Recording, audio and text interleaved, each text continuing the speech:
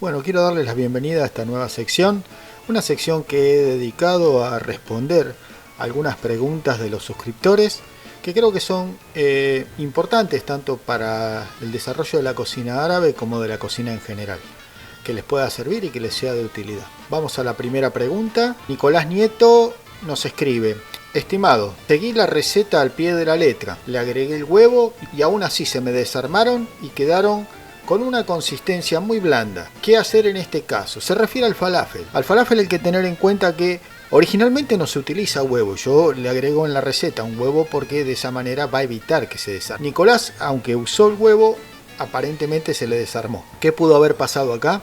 Dos cosas. Cuando utilizamos la cebolla, que no sea demasiado grande porque emite o desprende demasiada agua. Y eso puede hacer que evite que se una. Pero generalmente no da problema eso. Lo otro que hay que tener en cuenta es que en el caso de la masa del falafel, una vez preparada, tiene que reposar al menos una hora. Siempre es ideal, si lo van a hacer al día siguiente, preparar un día la masa del falafel, previo remojo del garbanzo, y guardarla de un día para otro. Eso es lo ideal. Y lo otro que pudo haber pasado también, que hay que tener en cuenta, y esto sirve no solo para la cocina árabe, sino para la cocina en general, la temperatura que usamos para freír. Calentar el aceite a 170 grados es fundamental porque a 170 grados lo que hace es una temperatura bastante elevada donde se sella y por ende evita que se desarme. La siguiente pregunta es de Marta Esther Granado Esteban. Qué rico que se ve, ¿cómo evitar que quede amargo? Refiriéndose al baba ganoush, al puré de berenjena, no debería quedar amargo, más allá de que inclusive cocinamos la berenjena sobre la hornalla y toma ese saborcito a tostado o a quemado que hace la cáscara sobre la berenjena. Cuando tiene un sabor un amargor es por la calidad de la berenjena. Por eso cuando vamos a utilizar berenjenas, sea para cualquier tipo de receta, siempre fíjense en que cuando las compren, las berenjenas sean firmes, no sean blandas ni estén arrugadas. Cuando están blanditas y arrugadas, quiere decir que se ha deshidratado y esa agua ha ido a la semilla. Quiere decir que creció por demás la semilla y es lo que le da el gusto amargo.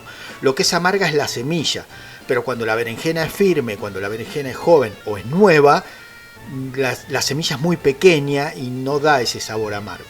Vamos a la siguiente pregunta de Mariana Fidanza. Refiriéndose a la musaca, pregunta: ¿esta versión es igual que la que se hace en Siria? Bueno, la moussaka es un plato tradicional muy antiguo que lo hacen varios países.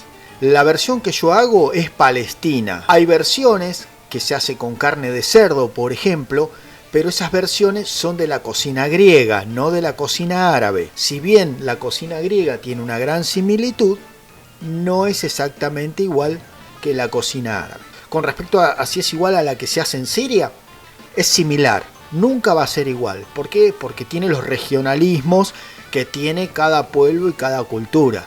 Y otra pregunta que hace Mariana Fidanza, ¿cómo se conserva? Refiriéndose a la masa del kadaif. Yo siempre aconsejo hacerla y utilizarla, porque las cantidades que yo pongo dentro de esa receta es para hacer un postre básico, típico y muy pequeño, nada grande, no para guardar ni almacenar, por dos motivos. Primero, porque no es una masa que sea tan compleja de hacer como para decir necesito guardarla, quizás como una masa filo. Y por el otro lado, nosotros no le ponemos conservantes cuando la hacemos casera y es una masa que no va a durar demasiado tiempo. Ignacio Blanco: hola Fabio, ¿qué marca de tajine usás en el turrón de sésamo? No, en el turrón de sésamo, en la salsa taratur. Generalmente yo utilizo la que enseño a hacer en el canal. Para eso enseño a hacer la pasta de sésamo, por dos razones. Primero, porque es cara. Segundo, porque con el tiempo vi que las que vendían es un 70% aceite y un 30% sésamo. Y ya es prácticamente muy líquida. Es una pasta que no sé qué tipo de conservantes tiene. Y siempre es bueno. Y esto sí dura mucho tiempo hacerla casera, porque como se le agrega aceite y se la coloca en un frasco en la heladera, suele durar hasta 3-4 meses sin ningún problema. Se puede hacer caseras, no le ponemos conservantes, así que creo que es muy delicada. Lo que sí hay que tener en cuenta con la pasta de sésamo, que no utilicen semillas de sésamo integral, ¿sí?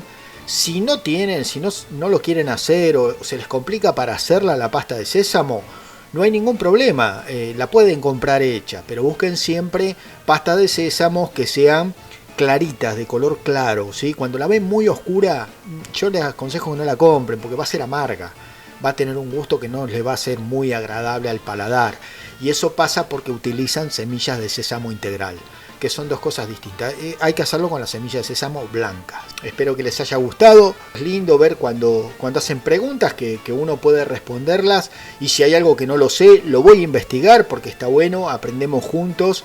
Realmente muy agradecido por las preguntas, pero también por todos aquellos comentarios de afecto y de cariño que han tenido hacia mi persona, así que bueno, y hacia mi cocina, que no hago más que compartirla. Muchas gracias, denle un like, dejen su comentario debajo, si hay algo que quieran que responda, no tengo ningún problema, en la medida de que sea posible lo voy a hacer. Y desde ya, muchísimas gracias por acompañarme en esta hermosa comunidad en la cual difundimos y aprendemos entre todos una de las cocinas más antiguas del mundo.